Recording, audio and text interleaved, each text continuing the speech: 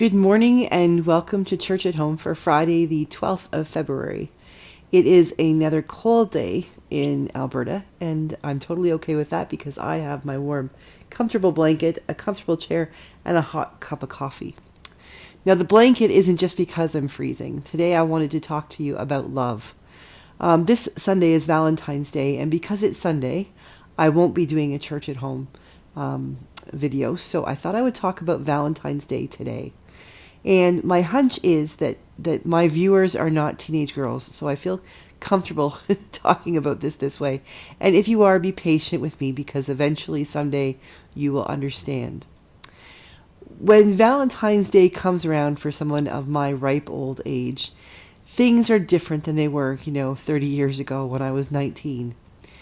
Valentine's Day when I was a kid used to be actually pretty painful because I never dated until Rob. I was on my own, and that wasn't my choice necessarily. I was a normal teenage girl. I had a crush on this boy or that, and a few times I thought, oh, I must be so in love, and realized later on that no, that was infatuation or just a crush, or sometimes I had good taste and sometimes I didn't. But God knew better than me and took good care of me and made sure my heart stayed safe until I met the person that I was meant to that God had chosen for me. And I do believe that that's what happened. But I remember growing up thinking what love was. Love was wonderful. It made me feel good inside. And love was this incredible feeling all the time. And how wrong I was. As I got older and then eventually met Rob and fell in love with him, falling in love is such a silly way of putting it. I think I walked into love. I sauntered into love with Rob. We were friends first. And I think I fell in love with his boys before I really realized that I was in love with him. And that's a good thing because I didn't... Well, of course, love has always got an emotional aspect. But there was a sense of already knowing who he was and admiring his integrity and being wowed by his sense of his call. When I met Rob, he was in first year of seminary. He was a reservist in the Canadian Armed Forces and was really discerning a call, had already discerned a call to chaplaincy. And so he was making that dream come true. And he had a lot of obstacles to face. And when I met him and I met his family and I realized what he'd gone through and where he was coming from and what he was heading toward, I really realized that this was a person that I could relate to, someone that I could trust, someone that I knew that no matter what would be there to have my back. And of course, yes, I did fall in love with him. He was a handsome devil. Looked an awful lot like Tom Selleck in his Magnum PI days. He never watches these, so I trust that he isn't going to be embarrassed by all this. But what I learned from being in love with Rob and waiting so long in my life to really find that person to love was that love wasn't all the way it is in those goopy romance novels or those teenage things that I talked about with my friends. Love was something that I didn't need to wait for Rob to find. Love was something I'd known all along in my family, in my friends, in particular in my extended family as well. And that leads to this comfy blanket. I bought this blanket a while ago thinking, we're going to be in Alberta. It's going to be minus 40 degrees and when it's freezing. And it is, and we are, and it is freezing. But I didn't anticipate we would live in a house that was so warm. It really does stay warm. So I don't really need this blanket much. I leave it on my chair and the dog lays on it all the time. But the reason I bought it was because it's kind of a flannel fleece mix. And it's got this pattern that reminds me of my grandma's house. When I was growing up, we would always go to the farm. And the farm was filled with people because my grandma and grandpa lived there. And for most of my growing up years, they just lived there themselves. Eventually, some family members moved back in with them, which was good. But But when we would go to the farm, we were never alone. There were always people there. Cousins and friends and neighbors and people who just dropped by, and sometimes it felt like they were total strangers. But when you walked into the house, when you drove up the lane to the farm and you walked into the house, there was always a sense of warmth. There was always a sense of comfort and peace, and there was absolutely always a sense of love. Now, that love did not mean that you were always feeling all gushy inside. My grandparents were good parents. They raised 7 children. I think they had 18 grandchildren, and before they died, they had a number of great-grandchildren.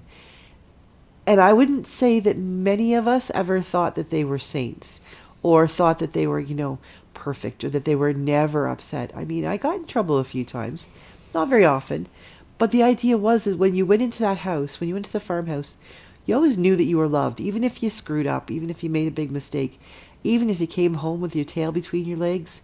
You knew you were going someplace where there would be a hot meal, usually some kind of homemade pie, really good oatmeal cookies, really bad bran muffins, and a sense that whatever you'd done, whoever you had become, when you walked in there, you were loved for who you are. It always felt like when you walked in, Grandma and Grandpa put a big warm blanket around your shoulders, and that blanket was a blanket of love. And for me, growing up not having a Valentine until I was into my 30s, that became a really important thing for me, that I knew that growing up, I always knew what love was. I always knew that maybe I didn't have the hearts and roses kind of love, but I had this incredible sense of being wrapped in a warm blanket, a place where I could land when good times and in bad, a place where no matter who I was or what I looked like or what I said or what I did or didn't do, I was loved simply because I was Rachael. And I was always loved. And that has been really important to me as I have grown as a priest over the past 21 years of ordination, in helping other people as well, because when it comes right down to it, my experience of God has not been a God that is always kind and gentle and soft and cuddly. My experience of God, there have been moments, there have been absolutely moments when those things are the way I have experienced God's love. But I've also experienced God's admonition. I have experienced God's sense of, I think, of being underwhelmed by me and what I have to offer. I think I have probably disappointed God often. And yet, every time I come back to God, every time I come back and say, here I am sorry. Or if I come back and say, look at me, look what I did, isn't this awesome? Every time I come back to God, I feel like I'm wrapped in a warm hug, in a warm blanket. It reminds me of the fact that I am unconditionally loved. Whoever I am, whatever I am doing, I am still Rachael, child of God, loved by God, and that is incredible. And that is the Valentine that we really need to be celebrating on Valentine's Day. We need to be celebrating that kind of love, because really it's only when we experience, acknowledge, and participate in that kind of all-encompassing, all-knowing, all-accepting, all sometimes chastising, but always accepting, always welcoming love of God. That's when we are able then to love others, whether it is loving our children exactly how they are. Maybe we don't like it all the time, but we still love them. Whether it's loving a friend and encouraging them, loving parishioners in the church, even that romantic love that we celebrate and florists and candy sellers or look forward to every year, when we celebrate those kind of loving relationships between ourselves and our partners.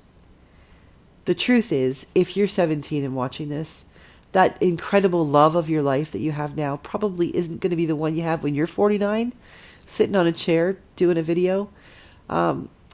Maybe they will be, and God bless you if they are.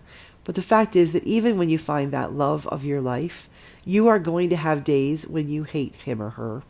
There are going to be days when you just, the last thing you want to do is get up in the morning and face another day with them because they are so opinionated, or they are so wrong, or they just have different dreams, and then you get going in your day and you realize that they left you a cup of coffee, or they call to make sure your day is going well, or they remember to bring home milk at the end of the day because you like milk in your coffee.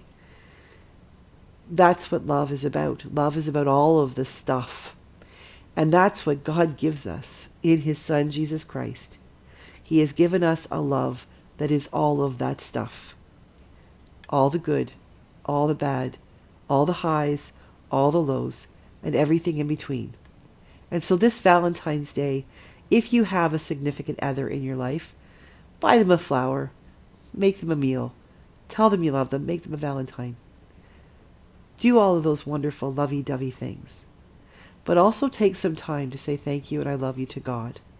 To take some time in prayer with Jesus and say, you have been by my side. You have enveloped me with that warm blanket, that warm hug all along. And I thank you and I love you right back. So have a good weekend, everyone. Have a great Valentine's Day. Hopefully I'll see some of you when you come for your curbside pickup of your Hallelujah Ham Supper with a Twist. And otherwise, I will see you with church on Sunday, and I'll be back with Church at Home with Rachael on Monday. Stay warm, stay safe, wear your mask if you go out. Enjoy your weekend, and don't forget this Valentine's Day to show your love and tell everybody that you love them. And don't forget to tell God. God bless everybody. Have a great weekend.